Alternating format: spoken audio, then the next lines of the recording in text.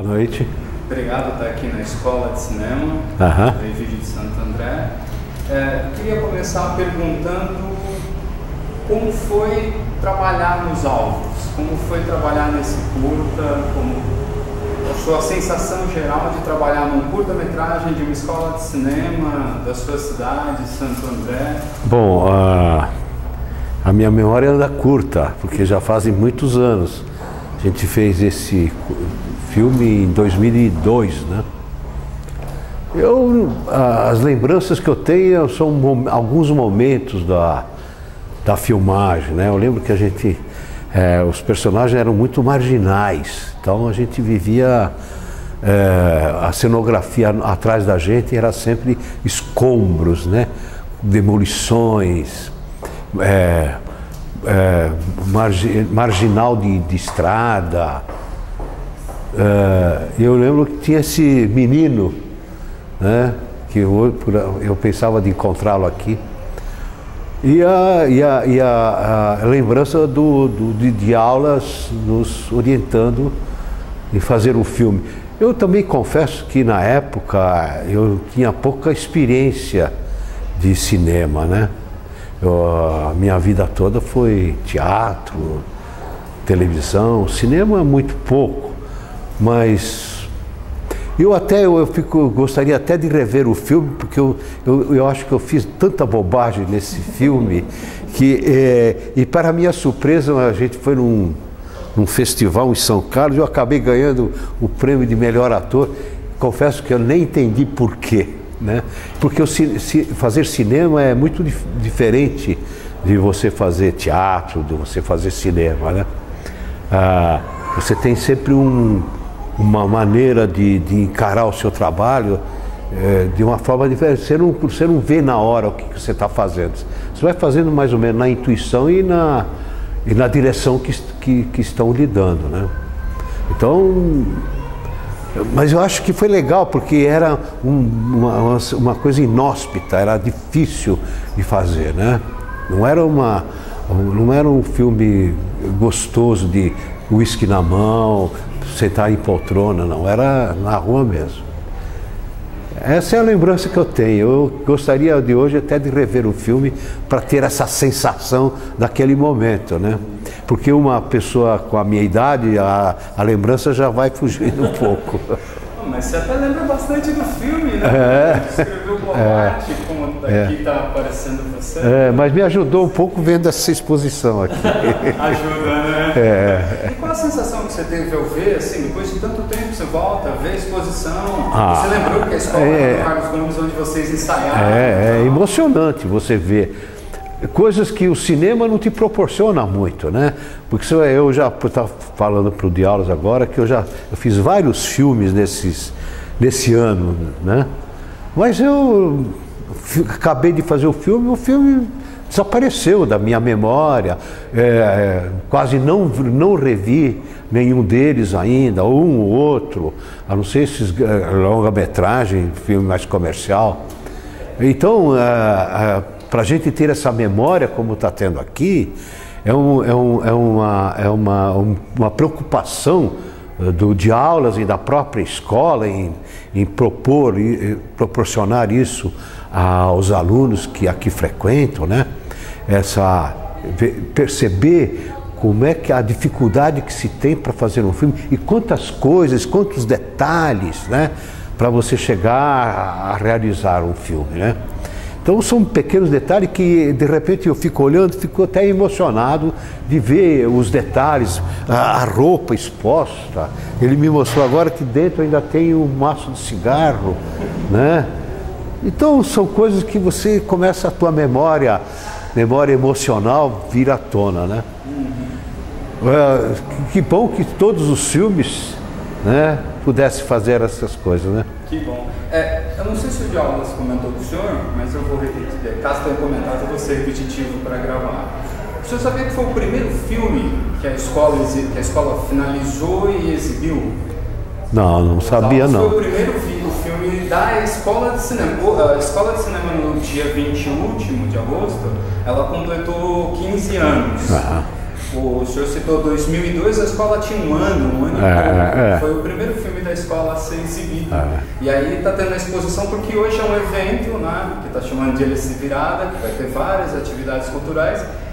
E para comemorar esses 15 anos, a exposição é uma homenagem à própria história da escola, a qual o senhor faz parte. Bom, isso eu fico honrado com isso. Mas eu também acho que a escola tem que fazer outros filmes, né? E ter no próximo momento outra exposição com outros atores, com outros trabalhos expostos, porque só isso é que faz com que o aprendizado tenha um significado importante, né? Porque o momento de filmar é um momento muito difícil para a direção, para as câmeras, para a iluminação. Então, os detalhes da filmagem vão ficando, né? Então é bom que se tenha essa exposição, é bom que se discuta como foi feito, principalmente dentro de uma escola. Mostrar o filme, expor o filme a críticas, a outras pessoas, porque o cinema você fica imaginando que em Santo André tem 70 alunos, como o de aulas me disse, 70 pessoas interessadas em cinema, é uma coisa fantástica, né? Eu fico me lembrando como eu me tornei ator morando aqui no Parque das Nações, na Rua Honduras, onde não tinha luz elétrica, não tinha asfalto. Eu era um garoto que vivia meio ali, naquele universo, naquele mundo pobre. Aí, de repente, eu virei ator. O que é que me levou a ser ator com essa história, onde eu morava? Né? Eu passo aqui era um bosque imenso, chácara, né? Então, de repente, eu virei ator desse cenário difícil. Então, eu imagino que 70, que 2 virem cineastas, 2 que façam a carreira, é maravilhoso, né? E que futuramente esteja aqui para contar as suas histórias. Então, a vida é assim, né?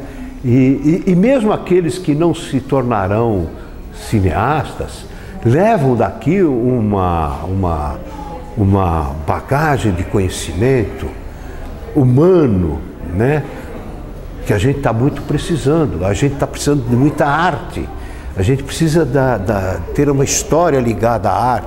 A gente precisa olhar para o cinema, olhar para o teatro, olhar para a TV, coisas boas, e fazer com que essa garotada realmente aprendam alguma coisa. E a grande oportunidade é de aprender numa escola como essa, né? Como o senhor começou como ator? Como eu comecei? O senhor citou que o senhor começou aqui em Santo André. O senhor começou eu comecei como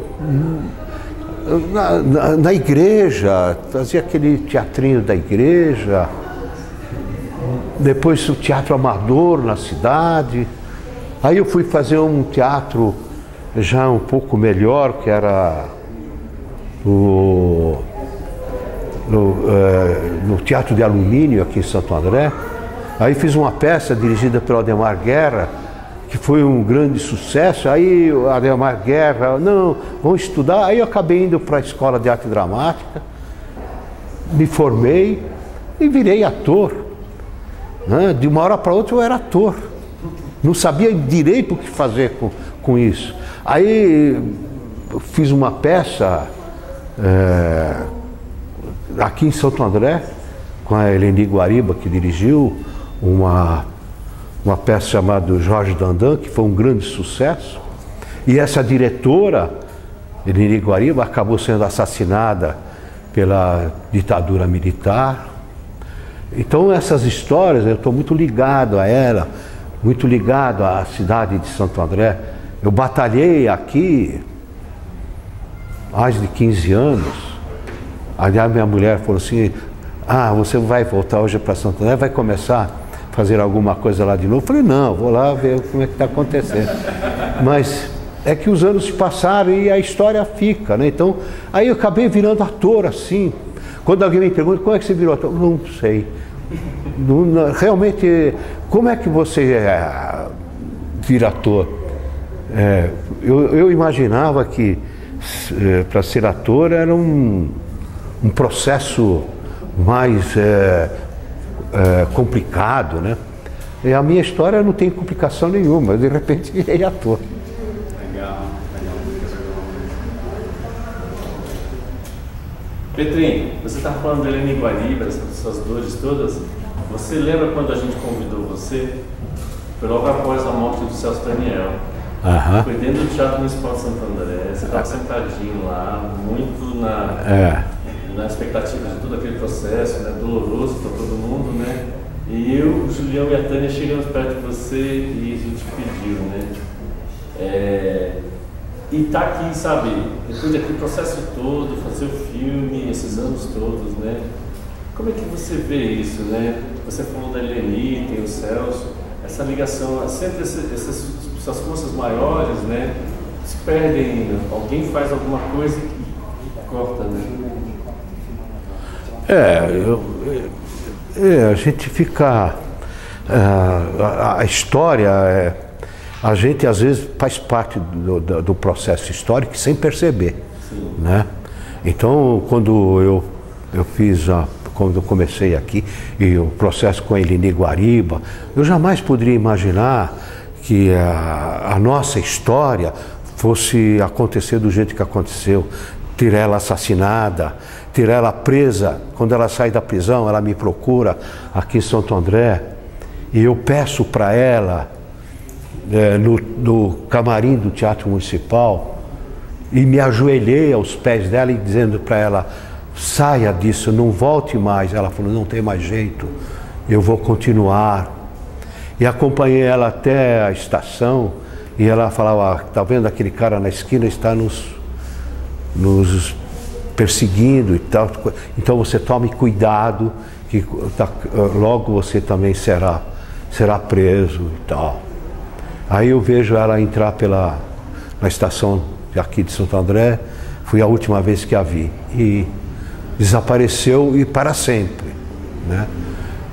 Então, hoje a gente fica contando isso, mas na época, meu Deus, a gente vivia com esse perigo iminente, né?